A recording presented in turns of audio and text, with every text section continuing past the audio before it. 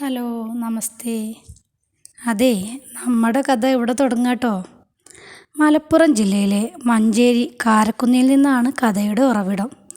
നിങ്ങളുടെ എല്ലാവരുടെയും സ്നേഹവും പ്രാർത്ഥനയും കൂടെ ഉണ്ടാവുമെന്ന വിശ്വാസത്തോടെ പ്രയാണം തുടങ്ങാം കേട്ടോ. ദേവപ്രയാണം. നിങ്ങളെല്ലാവരും കൂടെ കട്ട സപ്പോർട്ടായി ഉണ്ടാവണേ. രാവിലെ തന്നെ മഞ്ചേരിയിലെ തിരുമണിക്കര ഗുരുവായൂരപ്പൻ ക്ഷേത്രത്തിൽ പോയി ഗുരുവായൂരപ്പൻ്റെ അനുഗ്രഹം വാങ്ങിച്ചു. ഇവിടെ നിന്നായിക്കോട്ടെ തുടക്കം എന്ന് കരുതി.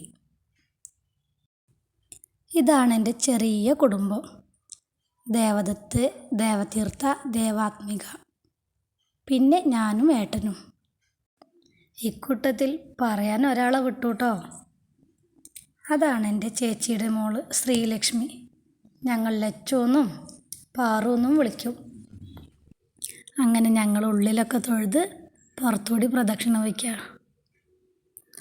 മക്കൾ മഞ്ചാടി കണ്ടപ്പോൾ അതിൽ വാരി കളിക്കുകയാണ്. മഞ്ചാടിയും കുന്നിക്കുരും കടുകുമണിയും മക്കൾക്ക് കളിക്കാൻ ഏറെ ഇഷ്ടമാവുമല്ലോ. അതിൽ കുറേ നേരം മക്കൾ വാരി കളിച്ചു.